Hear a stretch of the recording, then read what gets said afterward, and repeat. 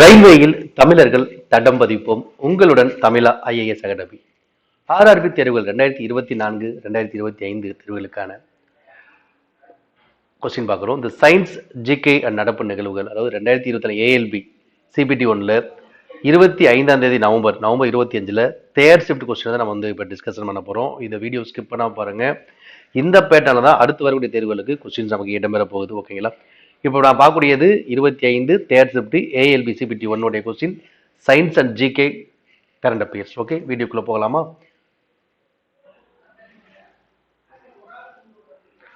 முதலாவதாக சர்வதேச ஹாக்கி கூட்டமைப்பு FIH சர்வதேச ஹாக்கி கூட்டமைப்பு ஆண்கள் உலகக்கோப்பை 2023 நடைபெற்ற இடம் கேட்குறாங்க. சரியான ஆன்சர் என்ன பார்த்தீங்கன்னா ரூர்கேலா, ஒடிசா. இந்தியாவில் தான் நடைபெற்றது. சர்வதேச ஹாக்கி கூட்டமைப்பு நடத்திய ஆண்கள் உலகக்கோப்பை 2023 நடைபெற்ற இடம் ரூர்கேலா, ஒடிசா. ஓகேங்களா? ஒடிசாவில் பார்த்தீங்கன்னா புவனேஸ்வரில் இருக்கக்கூடிய ஒடிசாவில் புவனேஸ்வரில் இருக்கக்கூடிய கலிங்கா காக்கி ஸ்டேடியத்தில் நடைபெற்றது. ரூர்கேலாவில் எங்க நடந்துச்சு பார்த்தீங்கன்னா ரூர்கேலாவில் பிர்சா முண்டா காக்கி ஸ்டேடியத்தில் நடைபெற்றது. ஓகேங்களா? அப்போ ஆண்கள் உலகக்கோப்பை 2023 சர்வதேச காக்கி நடைபெற்ற இடம் இந்தியா தான். இதுல யார் வின் பண்ணாங்க பார்த்தீங்கன்னா சாம்பியன் பட்டம் பெற்றது யாருன்னு பார்த்தீங்கன்னா வின்னர். இந்த உலகக்கோப்பை காக்கி போட்டியில் ஆண்கள் உலகக்கோப்பை காக்கி போட்டி 2023 சாம்பியன் யாருன்னா ஜெர்மனி. முதலிடம் ஜெர்மனி. அதுக்கு கீழே பார்த்தீங்கன்னா பெல்ஜியம் இருப்பாங்க. அதுக்கு கீழே நெதர்லாந்து. ஃபர்ஸ்ட் யாரு? ஜெர்மனி தான் வின் பண்ணியிருக்காங்க. ஓகேங்களா? இந்த சர்வதேச காக்கி கூட்டமைப்பு எப்போ ஸ்டார்ட் பண்ணாங்கன்னா 1924 ஸ்டார்ட் பண்ணியிருக்காங்க. இதோட ஹெட் குவார்ட்டரா எது இருக்கு அப்படின்னா சுவிட்சர்லாந்து. சர்வதேச காக்கி கூட்டமைப்பினுடைய தலைமையிடம் எது? சுவிட்சர்லாந்து தான் இருக்காங்க. நடைபெற்றது இந்தியா, சாம்பியன் ஜெர்மனி. அடுத்ததாக ஒரு அமிலம் மற்றும் ஒரு காரம் ஆகியோர் இடையிலான வினையின் விளைவுகள் என்ன கேட்கிறாங்க. அமிலமும் காரமும் வினை புரிந்து உப்பையும் நீரையும் உருவாக்கக்கூடிய வினை அதென்னது? நடுநிலையாக்கல் வினை. உப்பையும் நீரையும் உருவாக்கக்கூடிய வினை அதான் நடுநிலையாக்கல் வினை சொல்றோம். அமிலம் கார வினை கூட வந்து உப்பு மற்றும் நீர். ஓகே, அடுத்து நீதிபதி எம் பாத்திமா பீவி 1989 இந்தியாவின் உச்ச நீதிமன்றத்துக்கு நியமிக்கப்பட்ட முதல் பெண் நீதிபதி. அதாவது உண்மைதான். உச்ச நீதிமன்றத்தின் முதல் பெண் நீதிபதி யாருன்னா எம் பாத்திமா பீவி. 1989 92 வரை அவங்க தான் இருப்பாங்க. அவர் டேஸ் 96 வயதில் காலமானார் அப்படி கேட்குறாங்க. அப்போ அவர் எப்போ பிறந்தாங்க அப்படின்னு பார்த்தீங்கன்னா 1927 ஏப்ரல் 30. 1927 ஏப்ரல் 30 தான் இவங்க பிறந்தாங்க. பாத்திமா பீவி. எப்போ இருக்கிறாங்க? 2023 நவம்பர் 23. 2023 நவம்பர் 23 தான் இவங்க என்னது இறக்குறாங்க. உங்களுக்கு 96 வயது. பிறந்தது 1927, இறந்தது 2023. 96 வயதுல இறக்குறாங்க பாத்திமா பீவி. இவங்க தமிழ்நாட்டுடைய கவர்னராகவும் இவங்க பதவி வச்சிருக்காங்க. தமிழ்நாட்டுடைய 11வது கவர்னராக இவங்க இருந்திருக்காங்க. தமிழ்நாட்டுடைய 11வது கவர்னராகவும் இவங்க பதவி வச்சிருக்காங்க. ஓகே, அடுத்து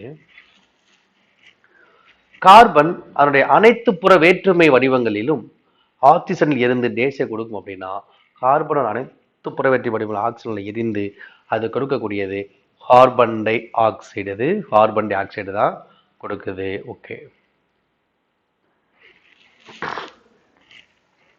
அடுத்து பொருளின் துகள்கள் அவற்றுக்கிடையே இடைவெளி இருப்பதை எந்த செயல்பாடு கீழ்கண்ட செயல்பாடு நிரூபிக்கிறது அப்படின்னு கேட்கிறாங்க. பாருங்க, தண்ணீர் கொதித்தல் நிரூபிக்குதா? இல்லை. இரும்பு ஆணி உடைப்பது? இதுவும் இல்லை. தூபக்குச்சியில் ஏற்றி வைப்பது? இதுல அப்ப என்னது? பொட்டாசியம் பெர்மாங்கனேட் சமமாக நீரில் பரவலாக வழங்கப்படுவது. ஓகேங்களா? Evenly distributed. அப்ப அந்த பொட்டாசியம் பெர்மாங்கனேட் கரைசல் சமமாக நீரில் பரவலாக அளிக்கப்படும். அதுதான் அந்த இடைவெளி அதிகமாக இருப்பது அதை வந்து நிரூபிக்கப்படக்கூடிய ஒரு சோதனை. இதுதான் அது சரியான ஆன்சர். அடுத்து பின் வருவனோடு எது பால்மம் என்பதற்கு ஒரு எடுத்துக்காட்டு ஆகும் கேட்கிறாங்க. பால்மம் அப்படின்னு என்ன பார்த்தீங்கன்னா எமல்சன். பால்மம் அது எமல்சன். எடுத்துக்காட்டாக பால் மயனஸ்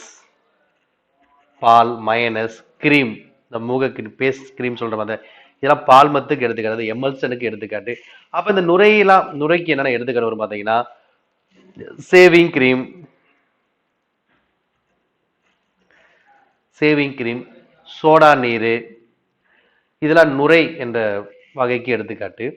அதே போல இந்த ரப்பரும் பார்த்தீங்கன்னா ரப்பரு, ரொட்டி இதெல்லாம் வந்து பார்த்தீங்கன்னா திண்ம நுரைப்பு வகைக்கு எடுத்துக்காட்டு. ரப்பர் ரொட்டி திண்ம நுரைப்புக்கு எடுத்துக்காட்டு. நுரைக்கு எடுத்துக்காட்டு சேவிங் கிரீம், சோடா நீர். ஓகேங்களா? பால்மம், பால் மைனஸ் முகக்கரிம்பு. அடுத்ததாக Fe3O4 உருவாக்க இரும்பு அணுவின் மூன்று மூலக்கூறுகளுடன் எத்தனை நீர் மூலக்கூறுகள் வினைபுரியும் அப்படின்னா மொத்தம் 4 நீர் மூலக்கூறுகள் வினைபுரியும். Fe2O3 Fe2O3 மொத்தம் 4 நீர் மூலக்கூறுகள் வினைபுரியும் சொல்றாங்க. 4 நீர் வினைபுரிந்ததுதான் Fe3O4 உருவாக்கமானது நடக்குது. ஓகேங்களா? 4H2. அடுத்து பூமியின் ஈர்ப்பு விசையால் ஏற்படும் முடுக்கமானது நிலவின் மீதான ஈர்ப்பு விசையால் ஏற்படும் முடுக்கத்தை விட 6 மடங்கு அதிகமாக இருந்தால் பின்வரும் கூடியது சரியான. அதாவது பூமியிலும் சந்திரனும் அதாவது நிலாவிலும் நிறை என்பது ஒண்ணுதான். ஆனால் எடை என்பது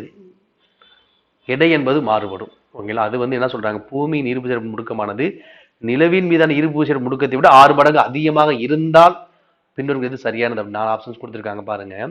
ஒரு பொருள் எடை நிலவில் இருப்பதை விட பூமியில் 6 மடங்கு இருக்கும். உண்மைதான். அப்ப நிலவில் எப்படி இருக்கும்? 6ல் 1 பங்கு தான் இருக்கும். பூமியில் 6 பங்கு, நிலவில் 1 பங்கு தான் இருக்கும். அப்ப நிலவில் இருப்பதை விட ஒரு பொருளுடைய எடை நிறை என்பது வேற, எடை என்பது வேற. நிறையின் அலகு கிலோகிராம், எடையின் அலகு நியூட்டன். அப்போ ஒரு பொருளுடைய எடை நிலவில் இருப்பது பூமியில் 6 மடங்கு அதிகமா இருக்கும். அப்ப பூமியில் 6 மடங்கு இருந்தால் நிலவில் 1 மடங்கு தான் இருக்கும். அப்ப இதுதான் சரியானது. அடுத்தது பாருங்க.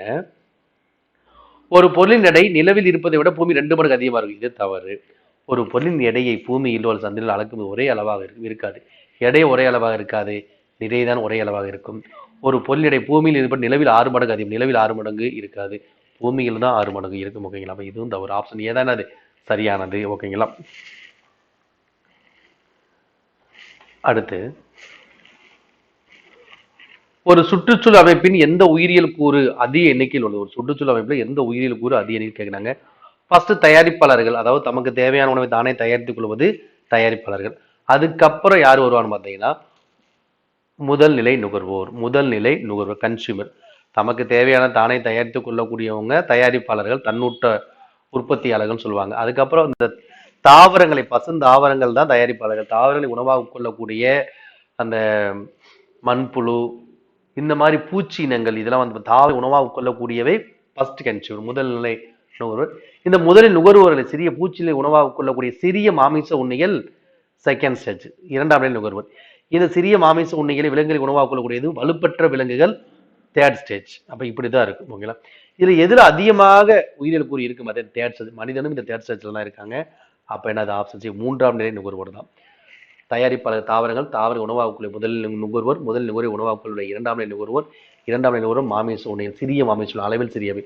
அதை உணவாக்குள்ளவை வலுப்பற்ற எண்ணிக்கையில காற்றுடைய மூல ஆதாரம் விளங்கக்கூடிய பெரிய அளவில் பெரிய விலங்குகள். அதே மனிதர்கள் இந்த 3 நுகர்வோர்கள் தான் வராங்க. அடுத்து ஒரு பொருளை 10 சென்டிமீட்டர் குவிய தூரம் கொண்ட ஒரு பொருளை 10 சென்டிமீட்டர் குவிய தூரம் என்னது? Small F.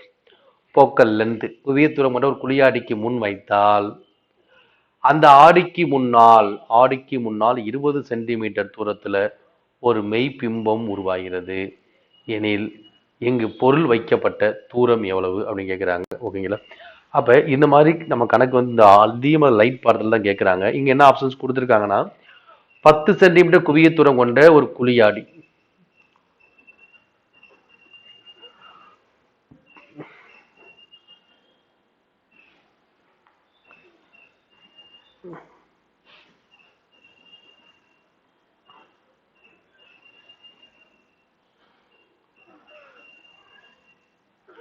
ஓகேங்களா? இந்த கேபிட்டல் ஆர் என்பது 2F. அப்போ ஒரு எஃப் வளைவு மையத்துக்கும் இந்த போக்கல் லென்த் குவிய தூரம். ஓகேங்களா? இது வந்து குவிய தூரம் வளைவு மையத்துக்கு ஒரு மைய புள்ளி குவிய தூரம் போக்கல் லென்த்னு சொல்லுவோம். இந்த ஆர் 2F 2 குவிய தூரங்கள் சேர்ந்ததுதான் ஒரு வளைவு ஆரம். ஓகே, சி என்பது வளைவு மையத்துக்கு இங்க 10 சென்டிமீட்டர் தூரத்துல ஒரு குழி அடிக்கு முன்னாடி வைத்தாங்கன்னா அந்த அடிக்கு முன்னால் 20 சென்டிமீட்டர் தூரத்தில், அதாவது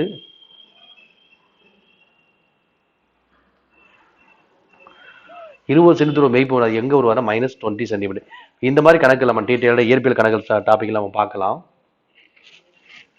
அடுத்து அமர் அக்பர் அந்தோணி மற்றும் பாபி போன்ற படங்களில் பணியாற்றிய எந்த புகழ்பெற்ற இசைக்கலைஞருக்கு 2024 குடியரசு தினத்தன்று பத்மபூஷன் விருது வழங்கப்பட்டதுன்னு கேட்கிறாங்க. தொடர்ந்து இந்த 2024 பாரத ரத்னா, பத்மபூஷன், பத்மஸ்ரீ தொடர்ந்து கேட்கிறாங்க. இந்த 2024 பத்மபூஷன் விருது எத்தனை பேருக்கு வழங்கினாங்க பாத்தீங்கன்னா 2024 17 பேத்துக்கு. இதே 2023 பாத்தீங்கன்னா 9 பேத்துக்கு கொடுத்துருக்காங்க. பத்மபூஷன் விருது 2023 9 பேரு, 2024 17 பேர். இதை பார்த்து வச்சுங்க. அதே ஒரு பத்மஸ்ரீ விருது எத்தனை பேத்துக்கு கொடுத்துருக்காங்கன்னா 110 பேர் கொடுத்துருக்காங்க. பத்மஸ்ரீ விருது 110 பேர். இந்த 2020 பத்மஸ்ரீ விருது தான் தொடர்ந்து கேட்கிறாங்க. அவங்க எந்த துறையை சார்ந்தவங்க, யாரு, எந்த மாநிலம் பத்மஸ்ரீ வாங்கியிருக்காங்க. 110 பேர் கொடுத்துருக்காங்க. பத்மஸ்ரீ விருது ஒவ்வொரு ஷிஃப்ட் கொஸ்டினுமே ஏதாவது ஒரு கொஸ்டின் இருக்கு. பத்மஸ்ரீ விருது நல்லா பார்த்தா 2026 தான் அதிகமாக கேட்கிறாங்க. ஏன்னா 110 விருதுகள் இருக்கு. எந்தெந்த பிரிவுகள், பெயர், எந்த மாநிலத்தை சேர்ந்தவங்க நல்லா பார்த்துக்கணும். ஓகேங்களா. இப்ப இந்த புகழ்பெற்ற இசைக்கலைஞருக்கு கொடுத்திருக்காங்க பத்மபூஷன் யாரும் பார்த்தீங்கன்னா ஃபியாரலேல் சர்மா. ஓகே. அடுத்து நமது உடல்ல இருந்து தீங்கு விளைவிக்கக்கூடிய வளர்ச்சிதை மாற்ற கழிவுகள் டேஸ் உயிரியல் செயல்முறை மூலம் அகற்றப்படுகின்றன. அதாவது நமது உடல்ல இருந்து தீங்கு விளைவிக்கக்கூடிய வளர்ச்சிதை மாற்ற கழிவு டேஸ் உயிரியல் செயல்முறை மூலம் அகற்றப்படுகிறது. கழிவு நீக்கம் தான் சரியானது. அடுத்து கண்ணாடிகள் மூலம் ஏற்படும் பிம்ப உருவாக்கத்தில் டேஸ் நிகழ்வு உள்ளடங்கியுள்ளது. அப்ப கண்ணாடியில் பிம்ப உருவாக்கம் என்னன்னு கேட்கிறாங்க. ஒளி குறுக்கீடா கிடையாது, ஒளி விலகல் கிடையாது, பிரதிபலிப்பு அல்லது எதிரொலிப்பு ரிஃப்ளெக்ஷன் தான் என்னது சரியானது. பிரதிபலிப்பு ரிஃப்ளெக்ஷன் என்பது சரியானது. ஓகேங்களா. அப்ப கண்ணாடியின் மூலம் ஏற்படும் பிம்ப உருவாக்கம் அது எதிரொலிப்பு ஆகும். ஒளி விலகல் வேற, அதாவது நட்சத்திரம் மின்னுவதற்கு காரணம் ஒளி விலகல். ஓகேங்களா. பால நீரம தோன்ற காரணம் அது ஒளி சிதறல். இது என்னது ஒளி பிரதிபலிப்பு, எதிரொலிப்பு. எடுத்துக்கிற பெரிஸ்கோப்ல என்ன ஒளி எதிரொலிப்பு. முழு வகை எதிரொலிப்பு கேட்டாங்கன்னா அது வைரம், காணல் நீர். ஓகேங்களா. லைட், ஒளியியல் இலைகள் அதில் வரக்கூடியது முழு வகை எதிரொலிப்பு. அப்ப இது கண்ணாடி மூலம் ஏற்படும் பிம்ப உருவாக்கம் எதிரொலிப்பு. எதிரொலிப்புனாலும் பிரதிபலிப்புனாலும் ஒண்ணுதான். அடுத்து 2024 நடத்தப்பட்ட சமீபத்திய NSO நுகர்வோர் செலவு கணக்கெடுப்பின்படி இந்தியாவின் வறுமை விகிதம் எவ்வளவு என்று அறிவிக்கப்பட்டுள்ளது. இந்த NSSO அப்படின்னு என்னன்னா நேஷனல் இது சில சமயம் விரிவாக கூட கேட்பாங்க. National sample survey office, national sample survey office NSSO. ஓகேங்களா. தேசிய மாதிரி கணக்கெடுப்பு நிறுவனம் அப்படின்னு சொல்றாங்க. இந்த NSSO வந்து பாத்தீங்கன்னா மத்திய புள்ளியியல் ஆணையம், அதாவது சென்ட்ரல் ஸ்டாட்டிஸ்டிக்ஸ் ஆர்கனைசேஷனுடைய ஜாயின் பண்ணி இப்ப என்ன மாத்திரம் தேசிய புள்ளியியல் ஆணையம் NSO மாத்திட்டாங்க. NSOவையும் இந்த CSOவையும் மெர்ஜ் பண்ணி என்ன மாத்திருக்காங்க, NSOவா மாத்திருக்காங்க. இப்ப என்ன கொஸ்டின், இந்தியாவில் வறுமை விகிதம் எவ்வளவு அறிவிச்சிருக்காங்க. 2020 நடத்தப்பட்ட சமீபத்திய நுகர்வோர் கணக்கெடுப்புல 5% கீழே பாவர்ட்டி ரேசியோவா அனௌன்ஸ் பண்ணியிருக்காங்க. அடுத்து நீட்டுடைய 2ஆம் இயக்க விதியின்படி உந்த மாற்று வீதம் டேஸுக்கு விகிதாச்சாரம் அப்படின்னா உந்த மாற்று வீதம் என்பது விசைக்கு தாக்கு விசை என்பது உந்த மாற்றம் சொல்றாங்க. உந்த மாற்று வீதம் விசைக்கு விகிதாச்சாரம். நீட்டுடைய 2ஆம் இயக்க விதி என்ன பேருனா விசையின் விதினே சொல்றோம். என்ன சொல்றோம், விசையின் விதி. நீட்டோட முதல் இயக்க விதி நிலைம விதி, 2ஆவது இயக்க விதி விசையின் விதி அப்படின்னு சொல்றோம். அடுத்து மணல், மண் ஆகிய தாதுக்களின் பெரிய அளவு மாசுபாடுக்கு என்ன சொல்றாங்க. மணல், மண் ஆகிய தாதுக்கள் மாசுபாடுகள் இருந்தால் அதுக்கு பேரு கழிவு அல்லது காங்கு, கழிவு அல்லது காங்கு அப்படின்னு சொல்லுவாங்க. ஓகேங்களா. அடுத்து முதல் டேஸ் போக்குவரத்து விமானமானது முறையாக 2023 இந்திய விமானப்படை இணைக்கப்பட்டது அப்படின்னா இந்திய விமானப்படையில 2023 இணைக்கப்பட்ட முதல் போக்குவரத்து விமானம் எதுனா C295MW. C295MW தான் சரியான ஆன்சர். அடுத்து சைலமுடைய மிக முக்கியமான பணி என்னன்னா வேரிலிருந்து நீர் மற்றும் கனிம பொருட்களை தாவரத்துடைய பிற பகுதிகளுக்கு கடத்துவதுதான் சைலத்தோட முக்கியமான பணி. புலையத்துடைய முக்கியமான பணினா உணவுப் பொருட்களை தாவரத்துடைய பிற பகுதியில் கடத்துவது புலையத்துடைய முக்கியமான பணியாகும். அப்ப சைலத்தினுடைய மிக முக்கிய பணி என்னது, நீர் மற்றும் கனிமங்களை கடத்துவது.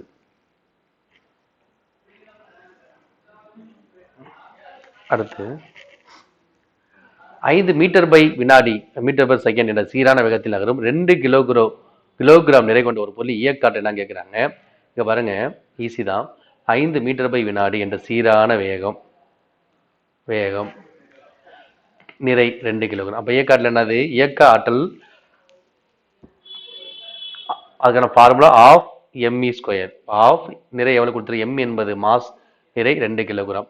வி வேகம், திசை வேகம், வெலாசிட்டி எவ்வளவு கொடுத்துருக்காங்க? 5 ஸ்கொயர், 5 × 5. அப்ப எவ்வளவு வருது? 25 ஜூல்கள். இயக்க ஆற்றல் ஆற்றல் என்னது? ஜூல்கள். 25 ஜூல்கள். அடுத்து ஒரு மூடிய மின்சுற்றில் 100 கூலும் மின்னூட்டம், 100 கூலும் மின்னூட்டம், மின்னூட்டம் எதை சொல்லுவாங்க? Q. 100 கூலும் மின்னூட்டம் 50 வினாடிகள் ஓடினால் இது காலம். அந்த மின்சுற்றினால் எடுக்கப்பட்ட மின்னோட்டம் எவ்வளவு? மின்னோட்டம் I = ஈஸியான ஃபார்முலா. மின்னோட்டம் I, மின்னோட்டம் கரண்ட் என்ன சொல்ற? ஐன்னு சொல்றாங்க. மின்னூட்டம் பை காலம். மின்னோட்டம் I = மின்னூட்டம் Q பை காலம் T. அப்ப I = Q எவ்வளவு? 100, T 50. ஓகேங்களா? அப்ப 2 ஆம்பியர். ஏன் இது ஆம்பியர் சொல்றோம்? மின்னோட்டத்தின் அலகு ஆம்பியர். 2 ஆம்பியர் தான் சரி. அடுத்து செப்டம்பர் 2024 நடந்த ஒரு சம்பவத்திற்காக செய்தியில் இடம்பெற்ற ஜிவித் புத்திரிகா, ஜிவித் புத்திரிகான்னு சொல்லுவாங்க, அல்லது ஜித்தியா, ஜிவித் புத்திரிகா சித்தியா என்ற விழாவானது எந்த மாநிலத்துல முதன்மையாக கொண்டாடப்படும்னா பீகார் மாநிலத்துல. பீகார் மாநிலத்துல முதன்மையாக கொண்டாடக்கூடிய இந்த புத்திரிகா, புத்திரர்கள் குழந்தைகள் நலன் பெற வேண்டி எடுக்கப்படும் விழா ஜிவித் புத்திரிகா விழா. இதுக்கு இன்னொரு பேர் சித்தியா. எந்த மாநிலம்? பீகார் மாநிலம் தான் சரியானது. அடுத்து பின் வருபவர்களில் ராஷ்டிரிய விக்யான் புரஸ்கார் 2024, ராஷ்டிரிய விக்யான் 2024 விக்யான் பாரத ரத்னா விருது, விக்யான் பாரத ரத்னா விருது பெற்றவர் யாருன்னு கேட்கிறாங்க. இந்த ராஷ்டிரிய விக்யான் புரஸ்கார் மொத்தம் 4 பிரிவுகளில் வழங்கினாங்க. முதலாவது பிரிவு தான் என்ன பார்த்தீங்கன்னா இந்த விக்யான் ரத்னா விருது. இந்த விக்யான் ரத்னா விருது பெற்றவர் யாருன்னா புரொஃபசர் பேராசிரியர் கோவிந்தராஜன் பத்மநாபன். கோவிந்தராஜன் பத்மநாபன் தான் கொடுத்துருக்காங்க. இதிலே விக்யான் டீம் இது ஒரு 2வது பிரிவு. ராஷ்டிரிய விக்யான் புரஸ்கார் 2024 விக்யான் ரத்னா விருது கோவிந்தராஜன் பத்மநாபன். விக்யான் டீம் யாருக்கு கொடுக்குறாங்க பார்த்தீங்கன்னா சந்திராயன் 3 டீமுக்கு, சந்திராயன் 3 டீமுக்கு தான் கொடுக்குறாங்க. விக்யான் டீம் அப்படிங்கிற ராஷ்டிரிய விக்யான் புரஸ்கார் டீம் விருது சந்திராயன் 3 டீம் கொடுக்குறாங்க. இதுல இந்த இருக்க பார்த்தீங்கன்னா உமேஷ் வர்ஷ்னே, ஆவேஷ் குமார் தியோகி, சி ஆனந்த ராமகிருஷ்ணன் இவங்களுக்கெல்லாம் பார்த்தீங்கன்னா விக்யான் ரத்னா இவங்களுக்கு கொடுத்துருக்காங்க. விக்யான் டீம் சந்திராயன் 3 கொடுத்துருக்காங்க. இது விக்யான் சிரி விருது பெற்றவங்க 3 பேர். உமேஷ் வர்ஷ்னே, ஆவேஷ் குமார் தியாகி, ஆனந்த ராமகிருஷ்ணன் இவங்க பெற்ற விருது ராஷ்டிரிய விக்யான் புரஸ்கார் 2024 விக்யான் சிரி. விக்யான் டீம் சந்திராயன் 3. இப்போ விக்யான் ரத்னா கோவிந்தராஜன் பத்மநாபன். இது போல அந்த விக்யான் யுவா சாந்தீஸ்வரம் பட்நாகர் விருது அதுவும் கொடுத்துருக்காங்க. அதுவும் பார்த்துக்கணும். ஓகே, 4 பிரிவுகள். அடுத்து இந்த கொஸ்டின் ரிப்பீட்டடா கேட்குறாங்க, நல்லா பார்த்துக்கோங்க. அடுத்து ஒரு மின் கடத்தி மூலமாக மின் நோட்டத்தால் உருவாக்கப்பட்ட காந்த புலத்தின் வடிவத்தை எது தீர்மானிக்கும்? ஒரு மின் கடத்தி மூலமாக மின் நோட்டத்தில் உருவாக்கப்பட்ட காந்த புலத்தின் வடிவத்தை தீர்மானிப்பது எதுவும் பார்த்தீங்கன்னா அந்த கடத்தியோடைய வடிவம் தான் தீர்மானிக்குது. அடுத்து மத்திய பட்ஜெட் 2024. இந்த மத்திய பட்ஜெட் 2024 ரிப்பீட்டடா கொஸ்டின் கேட்குறாங்க. தொடர்பான உரையில நிதியமைச்சர் வர இருக்கும் ஆண்டுக்கான கவனமற்ற முக்கிய பகுதியில் எடுத்துரைத்தார். அதுல பின்வரும் எந்த துறைகளுக்கு முக்கியத்துவம் கொடுக்கப்பட்டது அப்படின்னா ரொம்ப முக்கியமானது வேலை வாய்ப்பு, ஸ்கில் டெவலப்மெண்ட், திறன் மேம்பாடு, MSME மற்றும் நடுத்தர வர்க்கம். இதுக்கு தான் ரொம்ப முக்கியமாக கவனமாக துறைகளுக்கு முக்கியத்துவம் கொடுத்து எடுத்து வச்சிருக்காங்க. வேலை வாய்ப்பு, திறன் மேம்பாடு, MSME மற்றும் நடுத்தர வர்க்கம்.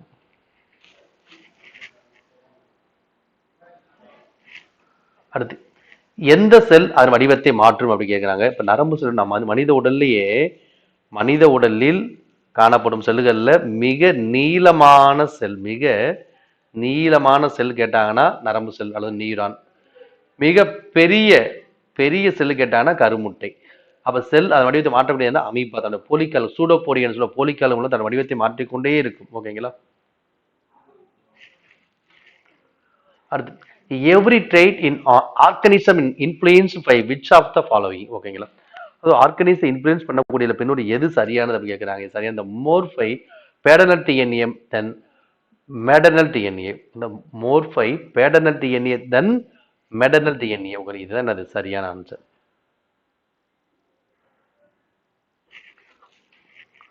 சரியான அறிக்கையை தேர்ந்தெடுக்கவும். மகரந்த சேர்க்கை என்பது மகரந்த தூள்களை மகரந்தத்திலிருந்து சூல மடிக்கி ஸ்டிக்மா, இந்த ஸ்டேமர்ல இருந்து ஸ்டிக்மாக்கு மாற்றுவத ஒரு தாவரத்துல மகரந்த தூள் சூலக முடி ஜாயின் பண்றதா மகரந்த சேர்க்கை அப்படிங்கிறாங்க. இது சரியானதுதான். அதை நம்ம கேட்டிருக்காங்க. மகரந்த சேர்க்கை என்பது மகரந்த தூள் முளைப்புன்னு கேட்கிறேன். மகரந்த தூள் முளைப்பு மகரந்த சேர்க்கை கிடையாது. மகரந்த தூளும் சூழ்முடி இணைவதுதான் மகரந்த சேர்க்கை. அப்ப இந்த இரண்டாவது சொல்லும் தவறு. மகரந்த சேர்க்கை என்பது புவியிற்கு வரும் பூச்சியின் வருகை தவறு. மகரந்த சேர்க்கை என்பது சூழில் உள்ள மகரந்த குழாயோட வளர்ச்சி தவறு. சூழல மகரந்த குழாய் இருக்காது. ஓகேங்களா. மகரந்த சேர்க்கை மகரந்த தூளும் சூழ்முடியும் இணைவது. ஓகேங்களா. அடுத்து, which of the following is the symbol of the unit of atomic mass? Which of the following is the symbol of unit of atomic mass? அணு நிறை. அணு நிறையினுடைய அலகு கேட்கிறாங்க. அணு நிறை ஒரு AMU atomic mass unit.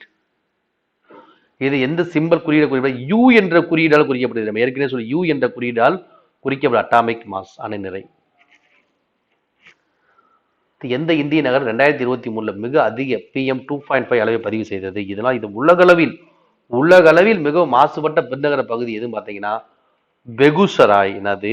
Begusarai தான் சரியான ஆன்சர். இந்த பெகுசராய் எங்க இருக்கு பார்த்தீங்கன்னா பீகார். இந்த கிரேட் நோய்டா எங்க இருக்கு? உத்தரப்பிரதேசம். ஓகே.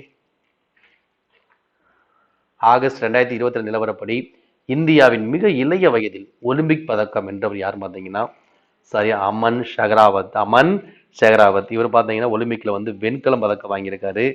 எந்த பிரிவுல பார்த்தீங்கன்னா மல்யுத்தம், ரிஸ்லிங், ஃப்ரீஸ்டைல் ரிஸ்லிங் மல்யுத்தம் பிரிவில் இளம் வயதினராக இருந்து வெண்கலம் பதக்கம் வாங்கியிருக்காரு. 57 கிலோ பிரிவில் மல்யுத்தத்தில் இளம் வயது ஒலிம்பிக்கில் வெண்கல பதக்கம் வாங்கின முதல் ஆள் யாருன்னா முதல் இளம் வயதினர் யாருன்னா அமன் ஷெகராவத். இவர் பிரிவு என்னது?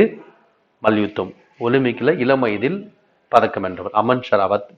பிரிவு மல்யுத்தம். ஓகே.